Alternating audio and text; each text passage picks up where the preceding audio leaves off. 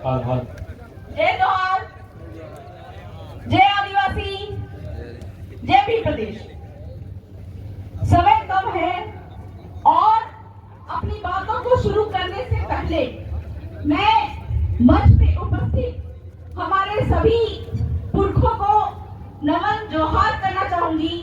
साथ ही साथ आज यहाँ पे उपस्थित हमारे जो दूर दूर से आए महंगे मेहमान इतनी धूप में, चिलचिलाती धूप और शादी विवाह छोड़कर अपने हक अधिकार की संरक्षण के लिए आए हमारे भाई बंधुओं को, गमेती पटेल को बहुत बहुत जोहार, अभिनंदन जोहार करना चाहूंगी। भाइयों, अपनी बातों को शुरू करने से पहले मैं एक सवाल पूछना चाहूंगी कि जब हम किसी आंदोलन के लिए जाते हैं तो सबसे पहले एक नारा लगाते हैं, जय जंगल जमीन हमारी है। ये बात हम कहते हैं, जय जंगल जमीन हमारी है, ये बात हम कहते हैं। लेकिन जब आपसे पूछा जाता है कि ये जय जंगल जमीन आपकी कैसे है, हम जवाब नहीं दे पाते हैं। आपसे जब ये पूछा जाता है कि खाली पड़ी जमीन किसकी है, हमको बोलना चाहिए हमारी है, लेकिन हम वहां पे बोलते हैं सरकारी है। हमसे जब पूछा जाता है कि ये वन विभाग जो जंगलों में बैठा हुआ है, ये जंगल किसका है, हमको बोलना चाहिए हमारे बाप दादाओं का है, हमारा है, लेकिन हम बोलते हैं वन विभाग का है। यहाँ पे जब मैं आई तो एक बात पता चली, जो कि ये पैम्फलेट में लिखा हुआ भी है। अभी तक जितने भी लोगों ने सभा किया है या फिर आपके हक अधिकारों के लिए आपको बुलाया है, तरह तरह के मंच बनाकर सभी जगहों पे आपके मुद्दों को केवल रखा गया है, बातों को, मुसीबतों को बताया गया है, लेकिन प्रॉब्लम का सॉल्यूशन सिर्फ एक ही मंच पे मिलेगा, जो कि आज आप यहाँ पे बैठे हुए। तो एक मुद्दे पे जो कि नंबर 7 में लिखा हुआ है कि उदयपुर शहर और उदयपुर जिले में वर्षों से काबिज मालिकों को उनकी जमीन के अधिकार पट्टे दिए जाए। अब यहाँ पे बात आती है कि जिस समय यहाँ पे कोई नहीं था, यहाँ पे मुगल आ रहे थे, यहाँ पे अंग्रेज आ रहे थे, उसके पहले से हमारे बाप दादा यहाँ पे निवास कर रहे थे और हजारों साल से हमारे बाप दादा ने जब यहाँ पे निवास करना शुरू किया था, तब यहाँ पे गांव का सीमाना तय किया था। हम आरक्षण की बात करते हैं तो आरक्षण के तौर पे हम बोलते हैं कि हमको केवल शैक्षणिक आरक्षण और नौकरी में आरक्षण दिया जाना चाहिए, ये बात हम करते हैं। लेकिन ये जल जंगल जमीन हमारा कैसा है, ये बात आपको जानने की जरूरत है। जब हमारे बाप दादाओं ने यहाँ पे सीमाना तय किया था, उन्होंने देखा कि हमारे जो वंशज है, ये यहाँ पे जो नदी है, यहाँ से पानी पिएंगे और ये नदी को अपना बताया, तालाब को अपना बताया। पहाड़ थे, पहाड़ पे हमारे जो वंश है, यहाँ से लकड़ियां तोड़ेंगे, जंगल है, यहाँ से लकड़ियां तोड़ेंगे बोल के गांव का सीमाना के अंदर में जंगल को भी अपने कब्जे में लिया और जो खाली पड़ी जगह जमीन थी उसको भी अपने कब्जे में लिया। मतलब कि गांव के सीमाना के अंदर में नदी, तालाब, पहाड़, जंगल सभी पे किसका अधिकार था? वहां पे जो पहला पुरखा आया था, जिसका शीरा बासी वहां पे गड़ा हुआ है, उसका था। लेकिन आज जब हमसे पूछा जाता है कि ये जमीन किसकी है, तो हम बोलते हैं सरकारी है। यहाँ पे बैठे हर एक व्यक्ति से जब पूछा जाता है कि आपको ये जमीन कहाँ से मिली, तो हम बोलते हैं हमारे बाप के बाप के बाप के बाप से मिली। लेकिन जब हमसे पूछा जाता है कि खाली पड़ी जमीन किसकी है, हम बोलते हैं सरकारी है। जब गांव हमारे बाप दादाओं ने बसाया और ये खाली पड़ी जमीन जो हम बोलते हैं कि सरकारी है, अगर खाली पड़ी जमीन सरकारी है तो सरकार के बाप का नाम क्या है? ये जंगल जो हम बोलते हैं कि वन विभाग का है, तो वन विभाग के बाप का नाम क्या है? जब आपके जमीन पे आपके बाप दादाओं का नाम है, तो सरकार से हम ये पूछेंगे कि खाली पड़ी जमीन अगर विभाग की सरकार के बाप का नाम बताओ, कभी नहीं बता पाएंगे। क्यों? क्योंकि सरकार का कोई एक बाप नहीं है। कभी भाजपा की सरकार होती है, कभी कांग्रेस की सरकार होती है। तो पूरे आदिवासी क्षेत्र में जितने भी नदी, तालाब, पहाड़, जंगल, यहाँ तक कि खनिज भी है, सब पे किसका अधिकार है? हमारा पुरखों का, हमारे बाप दादाओं का और उनके वंशज यानी कि हम लोगों का। यही कारण है कि सुप्रीम कोर्ट ने बोला जगपाल सिंह बराड़ पंजाब जजमेंट में कि खाली पड़ी जमीन पे, चरवाह जमीन पे आदिवासियों के ग्राम सभा का अधिकार होगा। और ये जो हम पट्टा की बात कर रहे हैं, यहाँ पे सीधे सीधे आपके जो सरकार ने राजस्थान सरकार ने जवाब दिया था कि राजस्थान पंचायती राज का उनके अनुसूचित क्षेत्रों में लागू होने के संबंध में अधिनियम 1999 यानी कि पेशा कानून के तहत ग्राम सभा जनता की परंपराओं, रूढ़ि प्रथा के अनुसार अपने तरीके से जो भी जमीन का संपादन कर सकेगी। तो सीधे सीधे आपको जमीन का पट्टा चाहिए तो ग्राम सभा सबसे पहले बैठनी चाहिए और ग्राम सभा ये बात बोलेगी कि चूंकि हमारा वंश बढ़ता है, हमारे भी वंश बढ़ते हैं, वो पाकिस्तान में जाके जमीन तो नहीं लेंगे, गांव के अंदर में ही जमीन लेंगे।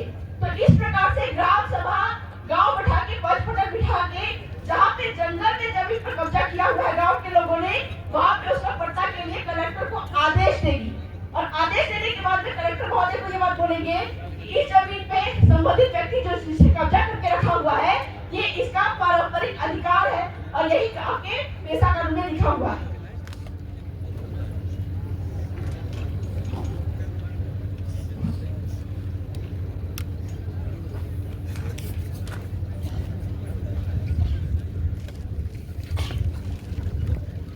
दूसरी महत्वपूर्ण बात जो कि अभी भाई काफी इमोशनल हो गए थे, जहाँ पे उन्होंने कई सारे जो राजस्थान जिलों के बारे में बताया जिसमें आपका राजसमंद, कुंभलगढ़ आदि भी है जिनको टीएसपी यानी कि अनुसूचित क्षेत्र में नहीं डाला गया है।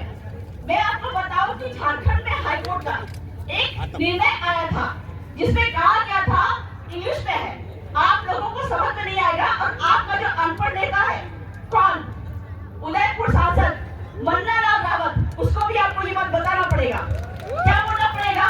कोर्ट ने क्या बोला? Once an area is declared as scheduled area, then even president himself cannot vary through the subsequent order. समझ में नहीं आया? हिंदी में बताती हूँ।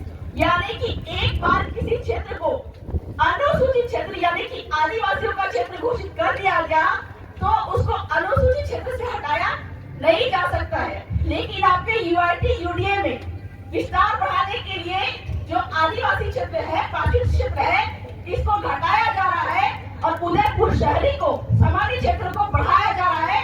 ये सबसे बड़ी गलती हो रही है और सबसे बड़ी गलती आपकी ये है कि आपका जो अनपढ़ उदयपुर सांसद है उसको आज यहाँ पे बिठाना चाहिए था ताकि वो कुछ सीखे और आगे खुल के बाहर आ जाए। तो आने वाले दिनों में ये बात जो है कि 5वीं अनुसूची की मांग जब करेंगे तो मांग के साथ में आपको कानून संविधान की बातों को भी लिखना पड़ेगा, क्योंकि वो दिन में हमारे पुरखे जो है उन्होंने अंग्रेजों की बंदूक से लड़े रहते थे, तीर धनुष से उससे लड़ाइयाँ लड़ी। लेकिन हमको क्या करना है कि वो दिन गए कि हम तीर धनुष से लड़ाई लड़ रहे, हमको जो लड़ाई लड़नी है वो कागज कलम से, और चूंकि वो कानून के माध्यम से हमको बांध रहे हैं तो विधानसभा और लोकसभा में हमारे प्रतिनिधि भेजकर वहाँ पे हमको अपने हक अधिकार की बात उनसे लेनी पड़ेगी, जो कि हमारे जो सांसद विधायक महोदय यहाँ पे बन के गए हैं, इस जातीय व्यवस्था से बन के गए हैं, आपके माध्यम से जुड़ के गए हैं। ये आज मुझे लगता है कि पूरे देश में पहले ऐसे सांसद और पहले ऐसे विधायक होंगे जिनकी बातों का इम्प्लीमेंटेशन हो रहा है। दूसरी बात है कि मुझे याद है हमारे पुरखे जो कि मन्नारे हो गए हैं, दादा जगदीश भाई पांडोर, उनके तत्वाधान में हमारे भाई कांति भाई रोध और बाकी कहा जाए कि बहुत सारे मांगी राजीनामा है और भी कई सारे हमारे जो उदयपुर के जितने भी जो लोग थे, इन सभी के तत्वाधान में हम सभी ने यहाँ पे उदयपुर में यूआईटी यूडीए में काफी सारे आंदोलन किए और भाई अमित खराड़ी उनके साथ में हम लोग कोर्ट भी गए, लेकिन थोड़ी सी गलती की वजह से वो मामला लंबित रह गया। लेकिन फिलहाल में जितने भी आदिवासी परिवार के और इनके माध्यम से निकले हुए हमारे जितने भी जनप्रतिनिधि है, इनके सहयोग से एक जीत हमारी हुई है जोधपुर हाईकोर्ट में कि नगर पालिका नगर निगम को संविधान के अनुच्छेद 243 जेड-सी के तहत हम लोग वहाँ पे कोर्ट में जीते और जितने भी नगर निगम नगर पालिका 5 क्षेत्र में बने हुए हैं इनको वापस पंचायत में कन्वर्ट किया गया। तो आपका जो यूआईटी और यूडीए के माध्यम से यहाँ पे जो आपकी नगर पालिका विस्तार करती जा रही है, सुरसा के मुंह जैसा राक्षस के मुंह जैसा जमीन उठती जा रही है, इनको हमारे सांसद विधायक महोदय अपने प्रतिनिधियों के माध्यम से और आपके द्वारा उनको वहाँ पे कलेक्टर महोदय को मैं आमंत्रित करती हूँ कि नोटिस दिया जाए कि जिस तरह से बाकी सारे क्षेत्र में नगर पालिका नगर निगम को हटाया गया, ठीक वैसे ही उदयपुर के जितने भी नगर पालिका नगर निगम है इनको भी हटाया जाए और इसके माध्यम से जो प्रोजेक्ट आया है यूआईटी यूडीए इनको भी हटाया जाए, क्योंकि सुप्रीम कोर्ट ने ये बात यहाँ पे आपने बार-बार लिखी है इसमें कि यहाँ पे लगातार रिजॉर्ट बनते जा रहे हैं, बड़े-बड़े कहा जाए कि बिल्डिंग्स बनते जा रहे हैं। लेकिन मैं आपसे पूछना चाहूंगी कि जिस समय यहाँ पे अंग्रेज आए थे और अंग्रेज देश छोड़ के गए, क्या वो दिल्ली में बने हुए कनॉट प्लेस को लेके गए? क्या वो दिल्ली में बनाए हुए अपने जो जितनी भी संरचना की बिल्डिंग थी क्या उनको लेके गए? तो आपको भी ये सोचना पड़ेगा कि सुप्रीम कोर्ट बार बोल रहा है कि ये जल जंगल जमीन खरीद आदिवासियों का है, भीड़ों का है। आपकी जमीन पे चाहे मोदी जी आपके घर बना ले, चाहे बड़े बड़े रिजॉर्ट बना ले, अगर जमीन आपकी है आज नहीं तो कल वो जमीन उनको छोड़ के जानी पड़ेगी और पूरा का पूरा रिजॉर्ट आपका हो जाएगा। तो जरूरत है कि तय समय पे और सही सलाह देकर सही लोगों का हाथ पकड़कर वहाँ पे उनसे सवाल करने का और वहाँ पे उनके हलक से वो सारे अपने हक अधिकार को लेने का।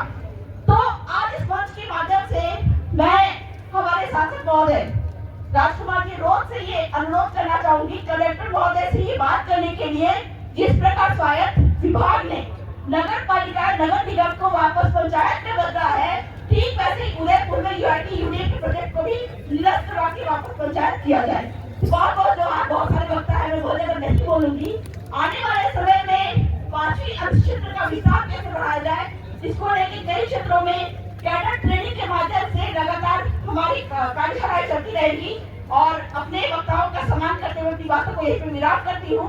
जय जोहार, जय आदिवासी, जय भी प्रदेश।